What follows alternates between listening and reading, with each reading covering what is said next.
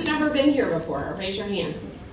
Really? Oh my gosh. Never been to an author event or never been to this building? Who's never been to an author event? Okay, well, you have to come back all the time. So now that you've been here, we've got our hooks in you, and so you should come back all the time. We have so many great author events coming up, and this building is amazing. If you have kids, bring your teens to this building. It has a recording studio and a green screen up in the teen space. So I am so excited to welcome you to our special event with best-selling middle grade children's book author and international music icon, Geri Halliwell-Horner. Let's give it.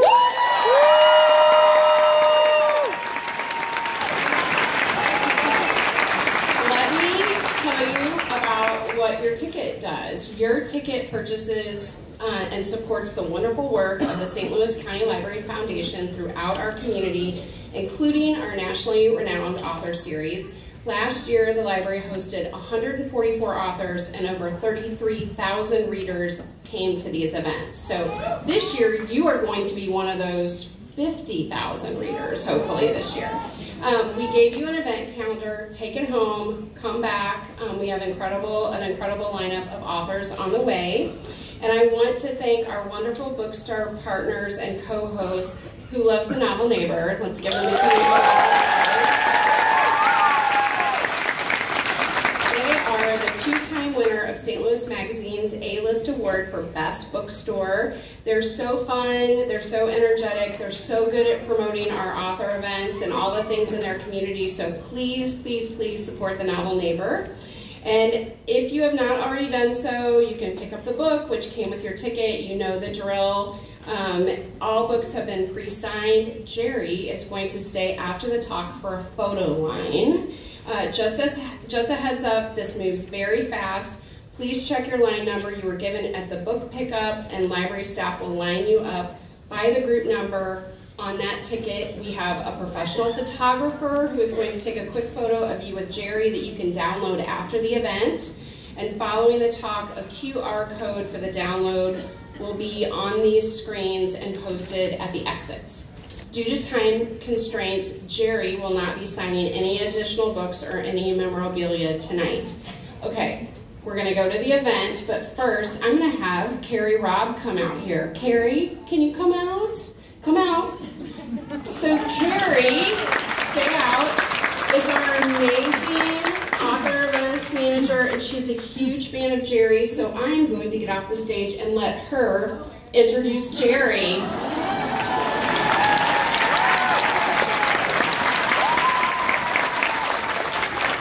I'm a big Spice Girls fan, so are you guys too? Where we were on this. Okay. We all first fell in love with tonight's featured guest, Geri Halliwell-Horner, as the iconic ginger spice of the Spice Girls, as she defined girl power for my generation, multiple generations. I'm sure you guys all spiced up your life with the girl power. Yeah. With over 100 million records sold worldwide, the Spice Girls are the best-selling female music group of all time. In addition to being a pop music legend, Geri is a renowned writer, producer, and actress. She starred in the mega box office hit Spice World movie in 1997. I remember dragging my very hesitant skater boy boyfriend to the movie theater to see Spice World with me. He loved it too, it was great. She has since appeared in Gran Turismo alongside Orlando Bloom, as well as a YouTube documentary, Rainbow Woman, and in episodes of HBO's Sex and the City and RuPaul's Drag Race UK. Yes. Geri is the author of the hit Eugenia Lavender series in the UK and an autobiography, If Only, which sold over 1 million in the UK alone and landed in the top of the bestsellers list. Tonight, Geri joins us for the second installment in her Rosie Frost series for middle grade readers, which combines Geri's love of fantastic adventure, animals, and of course, girl power.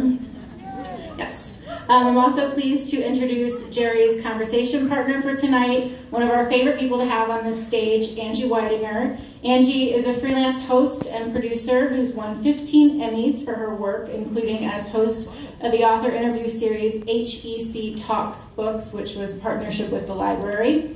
She loves traveling, both through the pages of novels and on actual airplanes, and has worked on video productions on every continent except Antarctica. All right, are you guys ready? Please help me welcome our featured guests, Geri, Halliwell-Horner, and Angie Whitinger.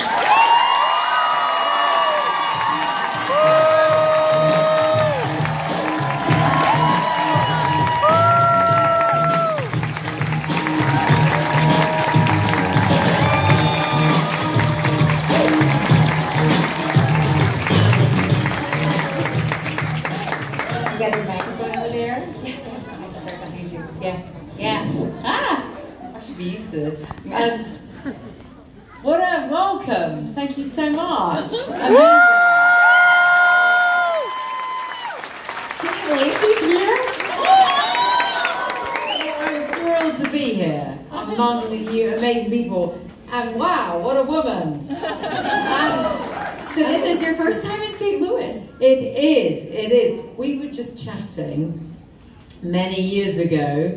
My fellow bandmates, they came without me. Yeah, and I was like, you know what, I've got to make it, I've got to come back, come on. We're so happy you came to see us. Yeah. Yeah, I think a good 99.5% of us are fangirling right now. And I was getting a bit of history, you know, that big, like, trophy arch gateway to the Midwest. I was like, wow, okay, when was that made? Do you know the history of that anymore? Ooh. Look at you. 1965, well, Thank you. Yeah. So I love that. And Mr. Google over there. Yeah. So, since we're all fangirling, have you ever fangirled over some? I mean, you've met all the royalty, you've met all these amazing, Nelson Mandela, all these amazing people. Have you? Yeah. You know what, actually, and this is a tie-in, I don't know if any of you know who Philippa Gregory is. And she wrote The Other Berlin Girl. And many years ago, I'd written my first, short, they was much younger kids' books. And I was on a panel to judge some books, okay? It was a Booker Prize thing, and Philippa Gregory was there, and I was like, hi, and I was really like over-enthusiastic. But then, okay, and I say this among friends, this isn't show off, but I was like, okay, so this was about, it was about 2 months ago. She read Current Rosie, and she came around my house for lunch, and she's an expert on history. Like, she's an utter expert, and she's amazing. You know when you meet someone, you slay, right? And she read it, and she went, yeah, and she goes, I really liked it. And she gave me a strap line for it. I was like, oh my god, and a full circle, because I really liked. She was my entry point into historical fiction, this woman, and she's just like got the strength.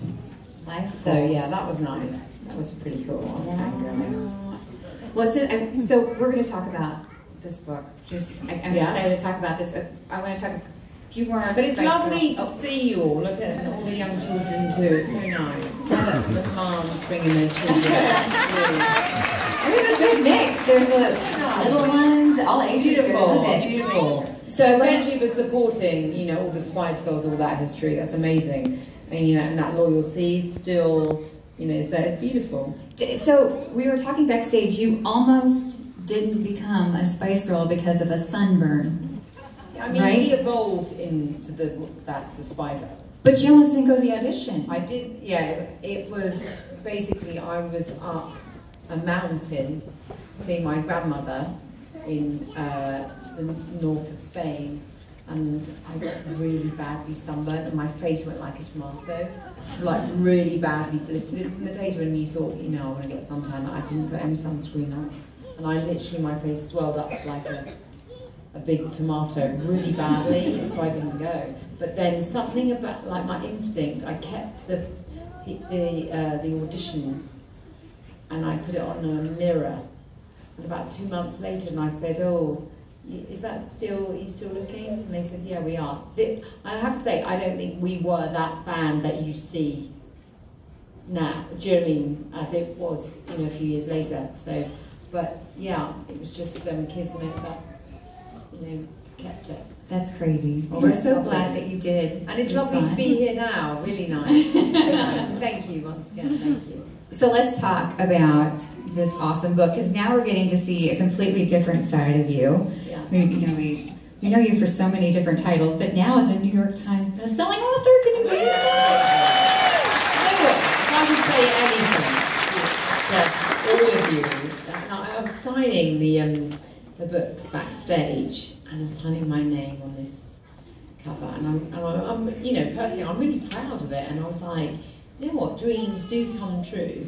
You're allowed to dream. That's what I'd say, you know, if there's a takeaway from any of this, whether you are a reader or, you know, or just being a loyal fan, but if I can say to you this and share my experience, if you have a dream, and America was the one that fed that to me, you're allowed to go for it. You know, this is testimony that actually you are allowed to have a dream and go for it. Why not?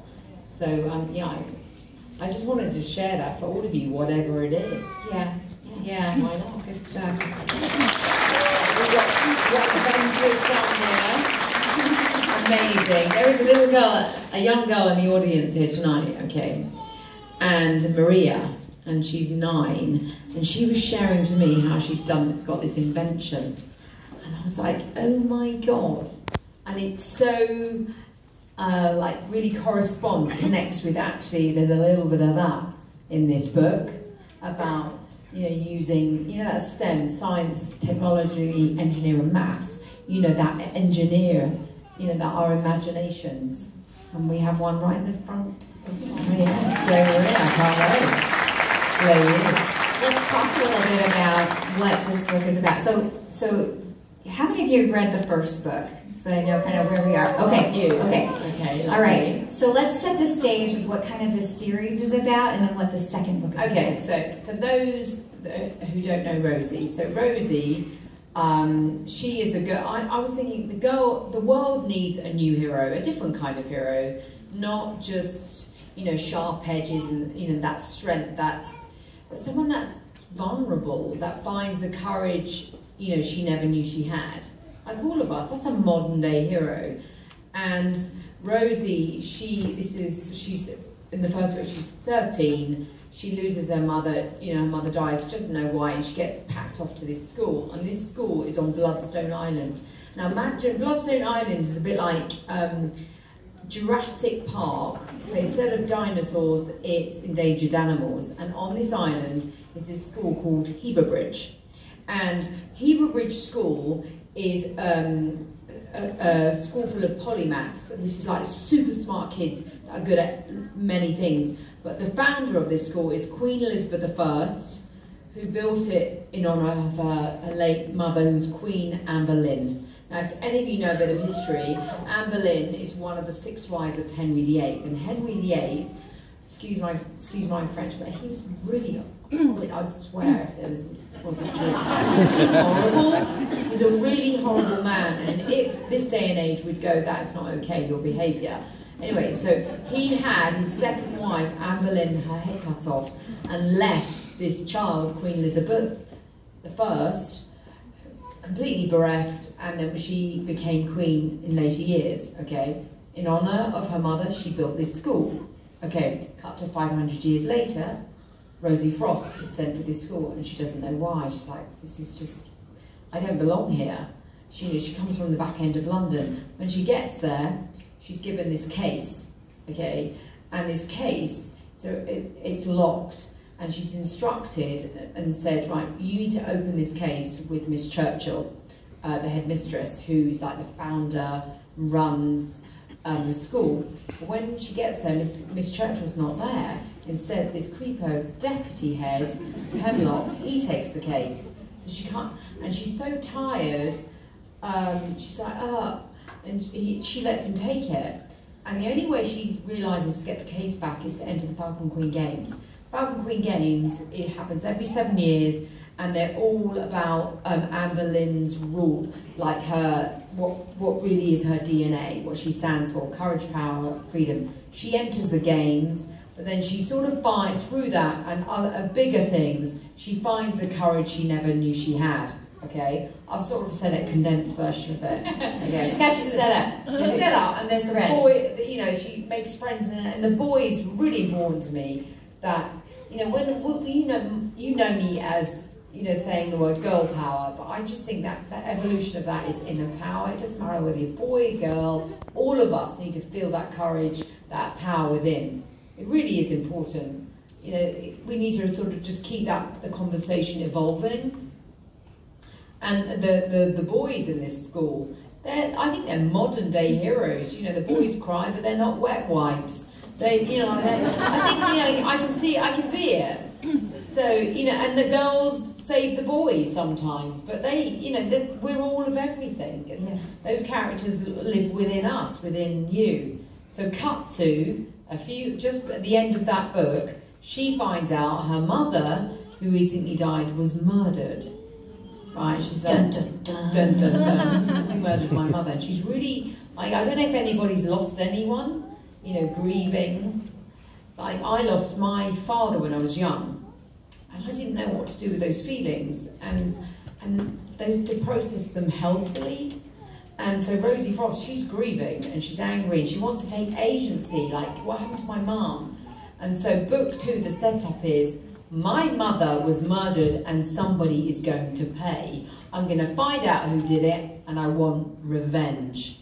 That's basically the short term of it. Then also you find out what's going on the other side of the island, which is the Imperial Palace. And you find out who's the CEO of the island. There's money behind it, there's power behind it. It's real science versus nature. And there's this big futurology exhibition which is looking for the new Elon Musk's, the great inventors, who's going to come through, the Edisons, who's going to come through. Maybe it's going to be like kids like Mary that suddenly come up with a brand new idea. So that's going on as well. So I've given you a kind of bit of a setup. Yeah, and I've heard you say that you wanted to up the ante with each book, and boy oh boy you did it. Because it's yeah. I try to. I think, we always want more. We want page. I always think about the reluctant reader, and layers to a book. So if you just want page-turning, fast action adventure, you got it. Yeah. My job is to keep you up at night and go, just one more page. Then I feel like I'm winning. Right? But also, if you want something more, whether book 1, book 2, also, if you've got a curious mind, like I am a curious nerd, a lazy nerd, that I want to know a little bit, not too much, I want to know what. So, I research things, so there's conservation in there, black holes, it's always in there. So you'll get enriched at the same time. I do need to share something. This is really weird. Well, not weird, but I want to share it. We're amongst friends, okay? So, I sometimes come up with these mad, whimsical ideas and think, oh, that would be good, right? And I had this idea, because I sort of you really prep the ideas through. And I had this idea, I thought, well, what if you could bring back certain endangered animals? Right? Because that's what the island is, it has endangered animals. The premise is all about conservation. And the opening scene in Rosie 2 is this dire wolf, right? This dire wolf, yeah, a dire wolf, and it's almost like a mutant dire wolf that's long dead, gone, many years ago, extinct, and it's like chasing her through the forest, and she's like, what the hell? And I don't know if you saw the news yesterday. I was like, what? So now she can tell the future too. Yeah, I'm like, okay. Yeah, it's crazy. I was a little bit smugly pleased with myself. I'm not gonna lie. So you mentioned there's science, there's history, and very accessible history. I mean, as you know, many Americans are obsessed with royalty because we don't have that here. So it's And this has like the history of the Tudors in it. Yeah, I like the Tudors. And what's fun is she has the family tree in here, so you can kind of go back and look and figure it out. Yeah. Oh, and also in the book she has a glossary of British terms, so that if, as an American, you're like, what does that mean? You can look it up. Yeah. But it works both ways. The funny thing is, I love history, and I like American history, and I'm learning, and I just feel like we're cousins. I really feel like we're cousins. Whether we like it or not, we're sort of like similar but different, and we care about each other. We're relatives, and so I'm interested in your history, and you have a beautiful history. And maybe Mr. Google over there can help me on this. But I think your first 8 out of 10 presidents, were English. I don't know. Tell me, Google it. Just saying. Just nod your head, sure. Yeah. I think so. I read that, I thought, oh, okay. Yeah. So we've got this. As I was reading this, I thought, You've got the 6 wives of Henry VIII. Okay, this is the other thing. At this school, okay, so it was built by Queen Elizabeth I.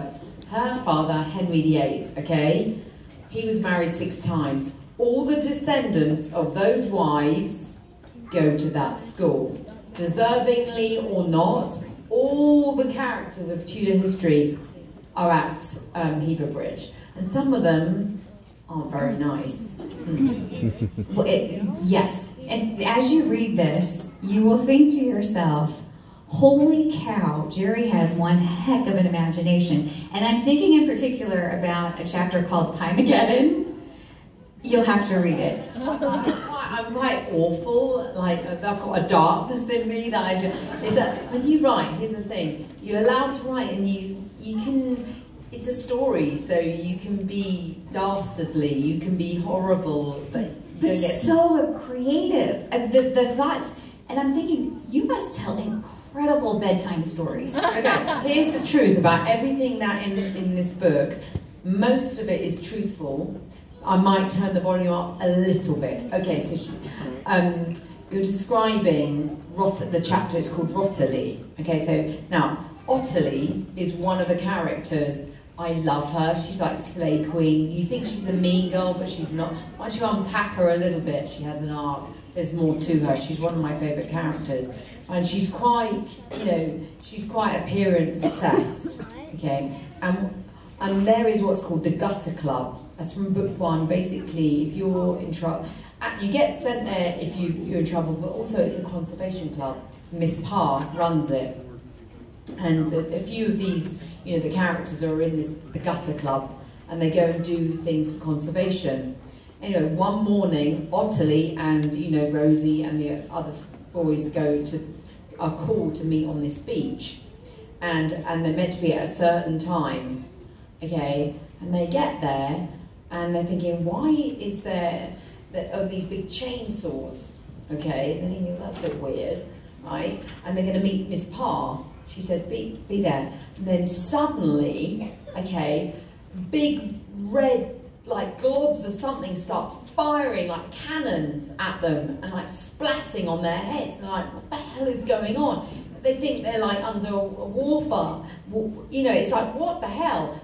And then suddenly they realise, and Miss Parr goes, quick, get in this buggy. They jump in the buggy, go over a sand dune, and then what they see in front of them is this big rotting whale, right? And this is true. What happens when a whale is beached, okay, and whales are huge animals, as big as this room.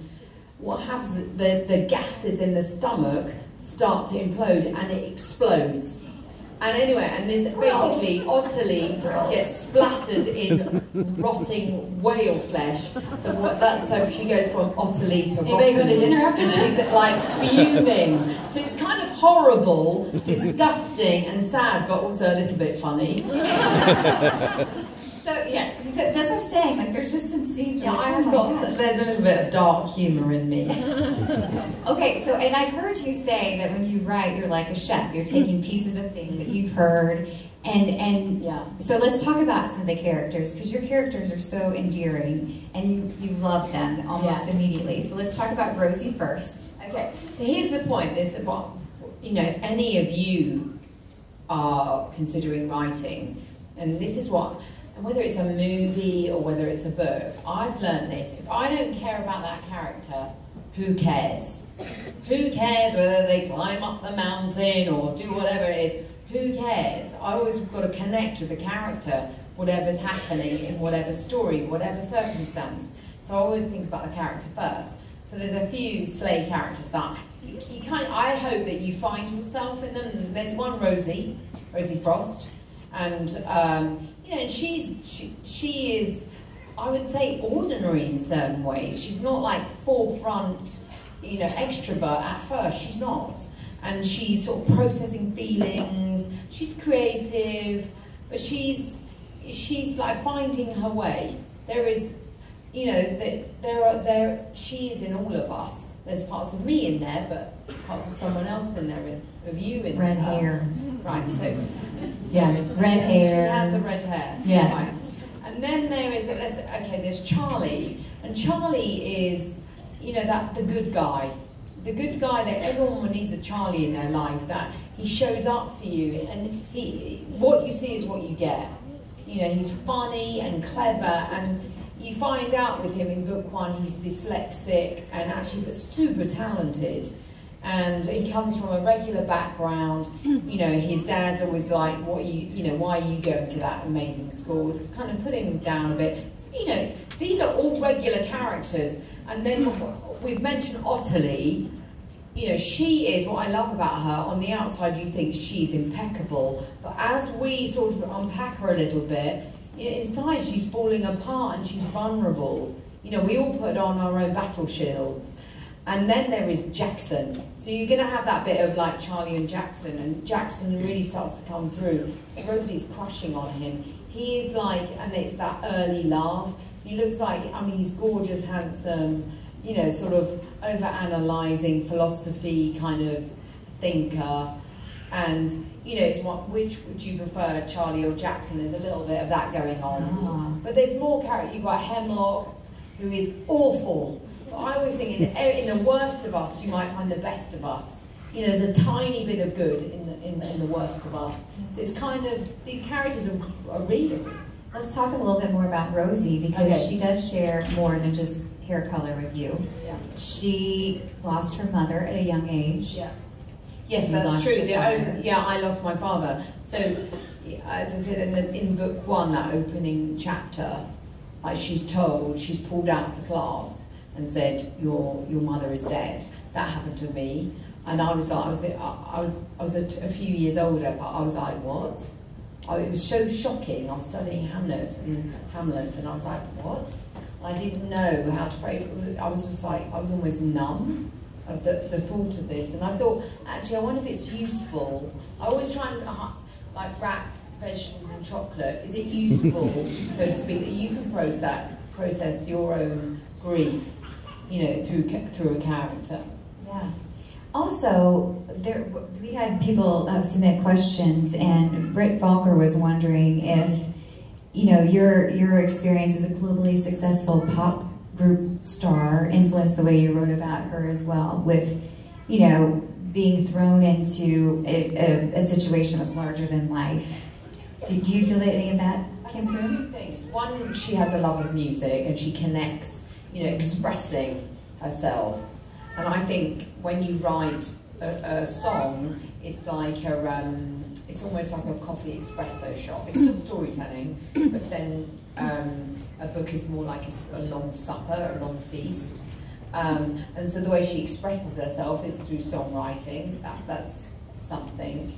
How else would I say that I connect with her? I'll tell you what I connect with her. I went to a school when I was younger, and it was I come from a very modest background. And me and one other girl got picked from this one area to go to a very good school, which was really, really lucky to go there. But I did feel that fish out of water experience. You know, and I think all of us want to belong. It doesn't matter who you are.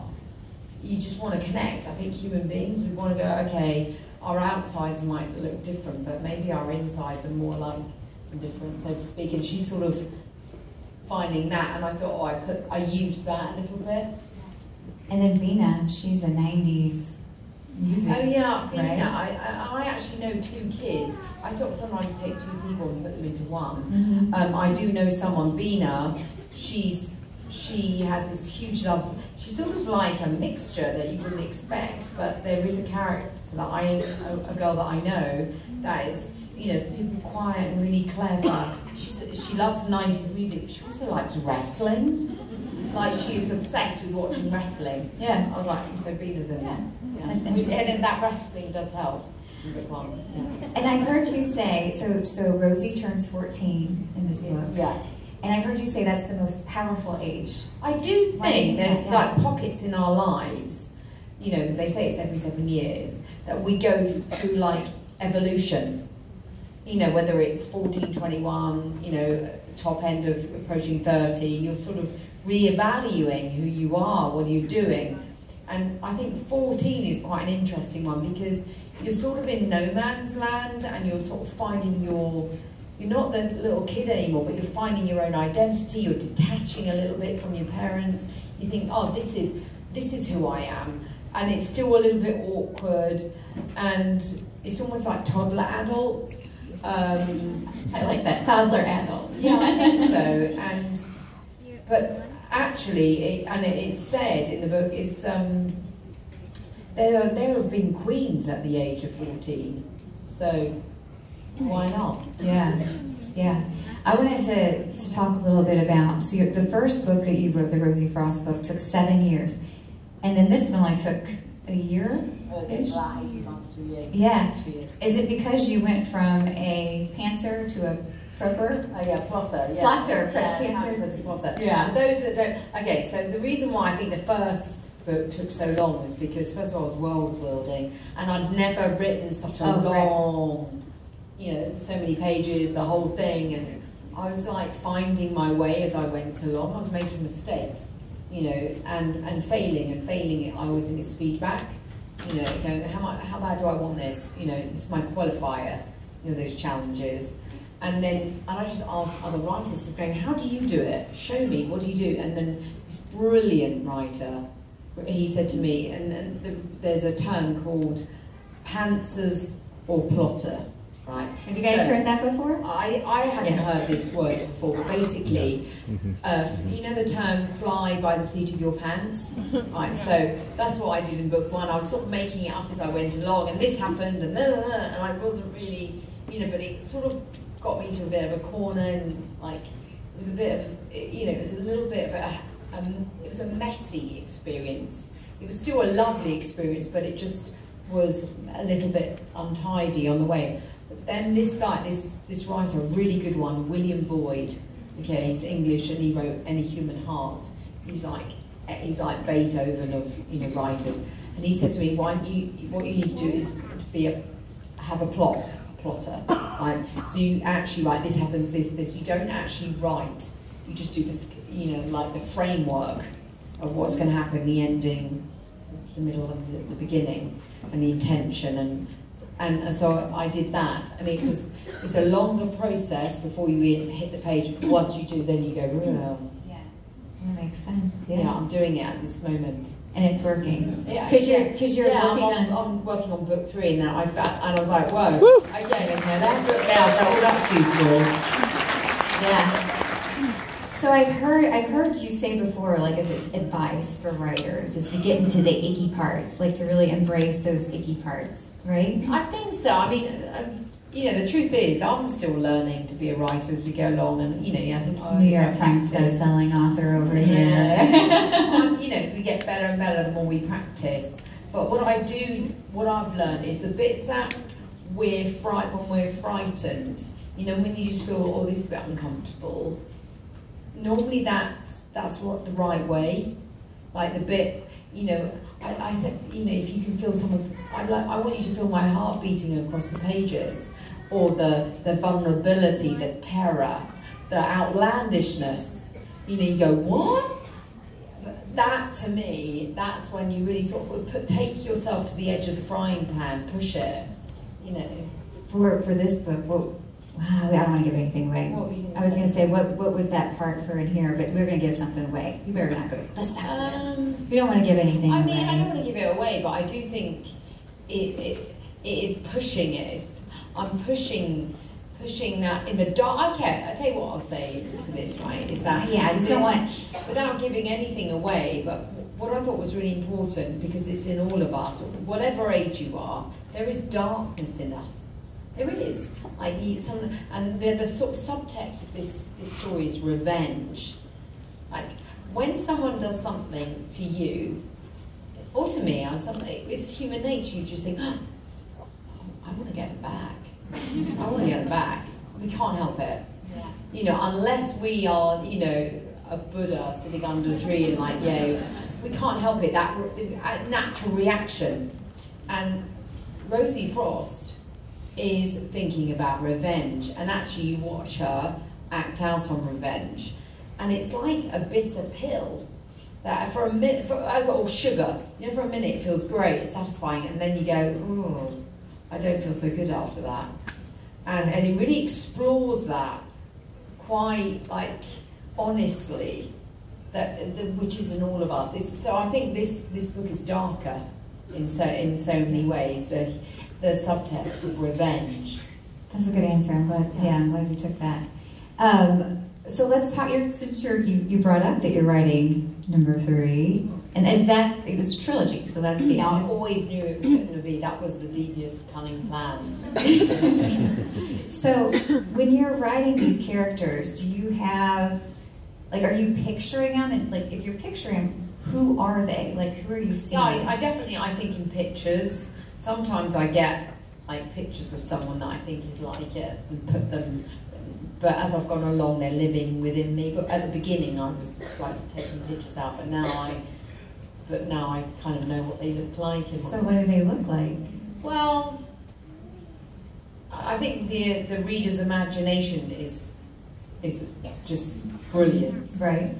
Yeah. And so we mustn't steal that from the reader. That's true. That's true. However, you know, in my mind, I was seeing Rosie, the rawness of like a young Drew Barrymore or Lindsay Lohan. You know, when they're really raw and honest. Mm-hmm. I loved that. Or a Sadie Sink from Stranger Things. Yes. You know, when she's really standing up for herself, and she's not vain either. Yeah. Isn't it? I kind of like that. It was very unself-conscious. So I've heard in this one, is there a character that reminds you of Whoopi Goldberg? Oh, okay. So in the book you're writing? Okay, and what happens is I was like, I'm looking for. So there's a new character in book 2. There's a couple of new characters, and I sort of cast them of who they're going to be, and then as I'm writing 3, there is a new character in there, and it was going to be a man, and they're very wise. And I was thinking, oh my God, you need to get, he's Whoopi. She's amazing. We'll have to look for that. Yeah. And this, just to give you guys a glimpse of what was happening backstage, we have this bookshelf, and she's so lovely, by the way, and really so lovely. But she was going through all the books, like you're like a kid in a candy store with these books. That is, yeah. She's like, ooh, what about this one? Is this one good? Ooh, what about this one? You're so curious. I'm a lover of books. I'm a reader. You know, for me, going to a bookshop is like, I love it. It's like a kid with a candy store. I'm like, yeah, I want that and I want that. I bought one. Every book, like I've done a few book signers now, and so I've allowed myself to take one book. Oh, actually it's 2 from this one. Yeah. Okay, so we were talking about who you see. The question, of course, we all would like to know is, when we read this, many of us can see it as a movie. Yeah. Can you tell us anything about that? There's something that really exciting is happening, and I can't wait to share it with you. Stay tuned. I feel like, oh my God. Do you ever, I mean, someone wrote this question, and I'm sorry, I'll have to find out who you are so I can give you credit, but I mean, Geri, you've had so many incredibly wonderful experiences. Is there anything that you ever pinch yourself and say, is this really happening? I honestly shared, you know, what I shared right from the top. When I was signing those books, that I had to sign lots of books.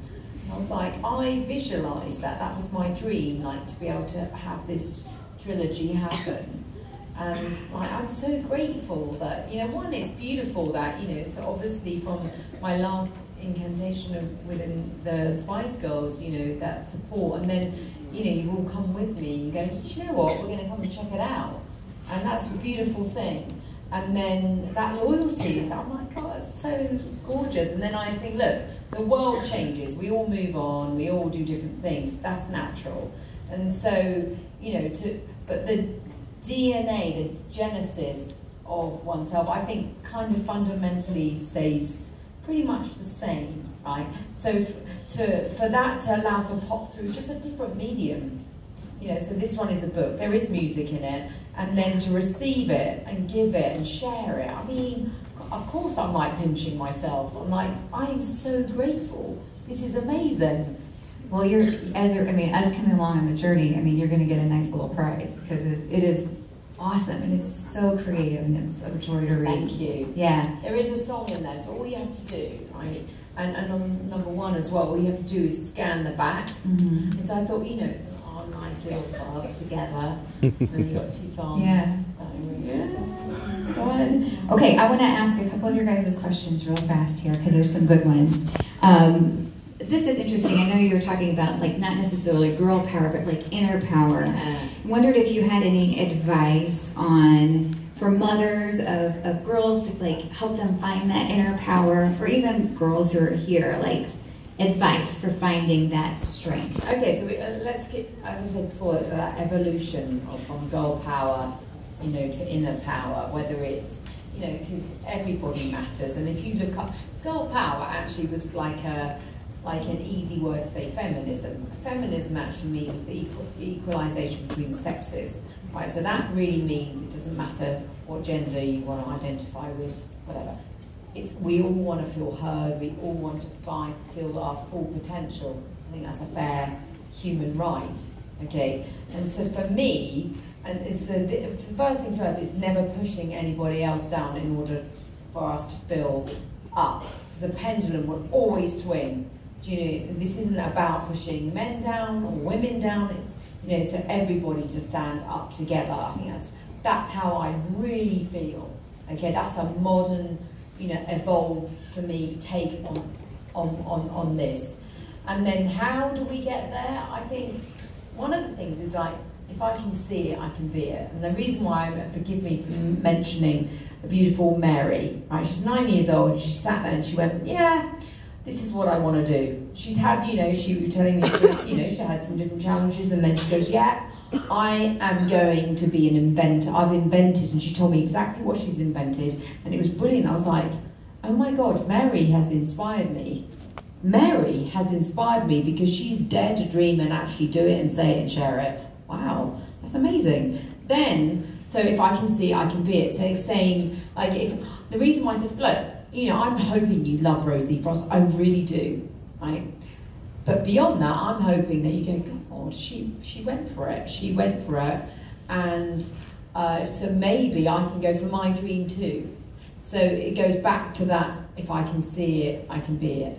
And there's plenty enough space in this world for everyone to have their dream. I think so. America taught me that. Amen. Amen to that. Okay, I have to ask this question. This was from Harper Seaborn. Harper, are you here? She's 11. Harper, hi. Yeah, Harper sent me the question. She says, how do you keep writing if you get bored, or if you're out of ideas for what's next? Girl, we've all been there. Okay, that's really interesting, Harper. Okay, and Harper is a famous author, isn't it? Harper Lee. That's right. That's yeah. right. Is it To Kill a Mockingbird? Yeah. Right. So here's the thing. You know, we talk about boredom, right? And that thing of I'm bored. I want constant stimulation, right? There's sometimes there's nothing. I don't like it, but there's nothing wrong in it. That's space to allow myself, to give myself space to play again, for ideas to manifest, to do something really random, go to the museum, do something that I wouldn't even think of, and then suddenly it starts to trigger thoughts, and like, oh, maybe that, just to stimulate oneself. There was a book called The Artist's Way, and it gives you these tasks to do, the same sort of thing, to really wake it up. That's one of the things I would say. Just play, imagine. And then the other thing is, don't be afraid of getting it wrong. Perfectionism kills art. Just fail well. I think go for it, even if it's not great. Because otherwise you're sort of like stifled before you've begun. That's a good answer. Yeah. So obviously you've got all these different titles now. I mean, UN ambassador, pop icon, author. Is there anything else that you still want to go for? I don't know. I'm musical. You're gonna make this into a musical? Yeah, I'm just sorry. And someone wanted to know if you're gonna make this into a musical. Use the writing, music. It could be. I don't know, but it will take its form naturally where it's going to go. I think it has. Rosie has so much potential, purposefully, to connect with all of you in different ways, and that's the endeavour for her. But I don't know. I always just want to be authentic. Yeah. I love creating things, and connecting. And you have kids. Have they read? Are they fans as well? Our children is such a gift. I've been laughing. My daughter said to me, "What?" She's like, I've got a few of them, and she's like, "Why did you?" She's really honest. I really value her. Humble. They keep you humble. That's so true. But actually, what I have to say is that. That I'm very lucky, very supportive. And actually I'll go to them and say, what do you think? And there's funny jokes in there that I've borrowed. Oh yeah? Yeah. That's fine. There's one, go sit on a cactus. That was quite funny.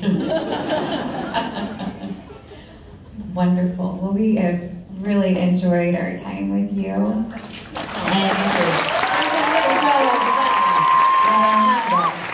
There's one girl. There she is at the back. There we go. There's not. There you go. Hello. Did you want to say something or just say hi? She just wants to say hi.